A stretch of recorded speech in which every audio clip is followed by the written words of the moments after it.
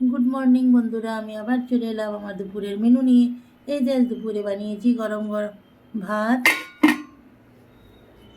সাথে বানিয়েছি ফুলকপির গামাখা তরকারি, আর এখানে বানিয়েছি করলা আলু চচ্চড়ি, আর এখানে বানিয়েছি জলখাবারের শাশুড়ি মায়ের জন্য বুটের ঘুগনির মতো একটু সেদ্ধ। এখানে বানিয়েছি আমাদের প্রতিদিনের মতো কতগুলো রুটি, আর এটা হলো মানে ছোলা দিয়ে কুমড়ার তরকারি নিরামিষে। এই যে আমার হাজব্যান্ডের জন্য মানে কেটে রেখে দিয়েছি মূলো আর পেঁয়াজ, আর এখানে বানিয়েছি আমাদের জন্য পেঁয়াজ রসুন বাটা দিয়ে ছোলার ঘুগনি,